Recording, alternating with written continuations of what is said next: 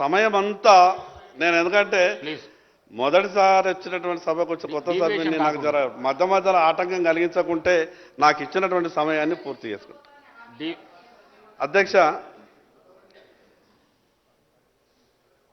మేమెంత అల్ప సంతోషంలో ఉంటే మాకెవరైనా ఒక మాట ఇచ్చంటే అయిపోయింది, అమలైపోయింది అన్నట్టు మేము ఆ రకంగా ఆలోచిస్తాం. అధ్యక్ష,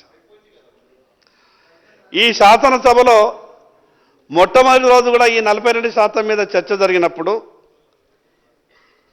ఈ రాష్ట్రంలో ఉన్నటువంటి తెలంగాణ బీసీలంతా కూడా పండగ చేసుకుని మిఠాయిలు లేకుంటే మేము మిఠాయిలు పంపిస్తాం, ఇంత గొప్ప అవకాశం వచ్చింది, మీకు ఏం కావాలనంటే మా ఊళ్ళు ఊళ్ళల్లో డప్పులు పెట్టి బాయలు పెట్టి మిఠాయిలు పంచుకొని పటాకాలు కొనుక్కొని మాకేదో కుర్చీలు వచ్చినట్టు, మేము కుర్చీలలో కూర్చున్నట్టు, జిల్లా పరిషత్ చైర్మన్లుగా అయిపోయినట్టు, మున్సిపల్ చైర్మన్లు అయిపోయినట్టు ఆ రకంగా మాకు కొన్ని ఆ రకమైనటువంటి ఒక వాతావరణాన్ని సృష్టించే ప్రయత్నం చేశారు.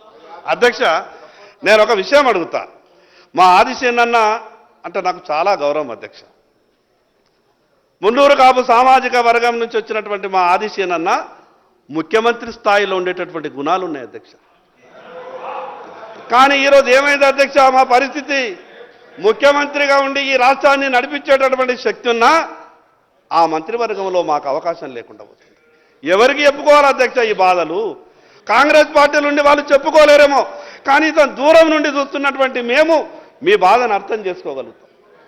అధ్యక్ష, ఎన్ని రోజులు అక్కడుండి పరిపాలించాల్సినటువంటి మనం ఎన్ని రోజులు అధ్యక్ష వెనక బెంచీలలో కూర్చుండి మాట్లాడు?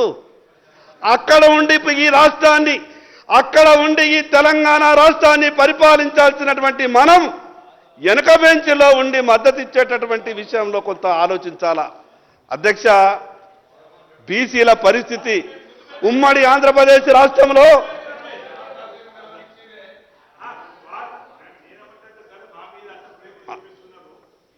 సీనన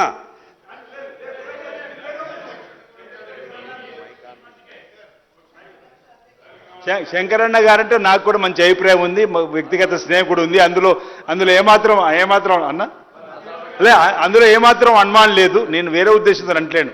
సరే, మా పైన మీరు ప్రేమ చూపిస్తున్న సందర్భంలో మా శ్రీధరన్న గారు కూడా అంటున్న సందర్భం, మీరు ముందు సీట్లో కూర్చుంటే ప్రతిపక్ష నాయకుడికి మీరు ఉంటే బాగుంటుందనేది మా వైపు కూడా ఆలోచన ఉందనేది చెప్పే ప్రయత్నం చేస్తున్నాం. అధ్యక్ష, నేనేమంటున్నా ఒకటే, మీరు ఏదైతే మనం పట్టాలు కాల్చినామో, స్వీట్లు పంచుకున్నామో, సంబరాలు చేసుకున్నామో, బీసీ సమాజం ఇక్కడ తెలంగాణలో కాంగ్రెస్ ప్రభుత్వం వచ్చింది, ఇందిరమ్మ రాజ్యం వచ్చింది, పేదలకు సంబంధించిన పేదవారికి సంబంధించిన అనేక సమస్యలు పరిష్కరించి ముందుకు పోతూ మనకు 42% రిజర్వేషన్ ఇస్తుంది అనేటువంటి సంతోషం ఉన్నమాట వాస్తవమే. కానీ ఆ సంతోషాన్ని ఆవిరి చేసింది మాత్రం కేంద్ర ప్రభుత్వం. నేను మిమ్మల్ని అడుగుతున్నా, నేనేమంటున్నా, మీరు అనేది మన బీసీలందరూ కూడా ఇక్కడ తెలంగాణ ఈ సభలో రేవంత్ రెడ్డి గారి నాయకత్వంలో తీసుకున్నటువంటి నిర్ణయానికి అనుగుణంగా సంతోషపడ్డ మాట వాస్తవమే, పట్టాకులు కాల్చుకున్న మాట వాస్తవమే, స్వీట్లు పంపిణీ చేసుకున్న మాట వాస్తవమే.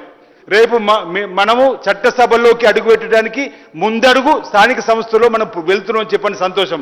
కానీ ఈరోజు భారతీయ జనతా పార్టీ ప్రభుత్వం యూటర్న్ తీసుకోవడం వల్లనే ఈ సమస్య ఉత్పన్నమైంది. కాబట్టి ఈరోజు బలీన వర్గాలకు సమానం చెప్పాల్సిన బాధ్యత మీ పైన ఉందనేటువంటి మాట నేను చెప్పేటువంటి ప్రయత్నం చేస్తా ఉన్నా.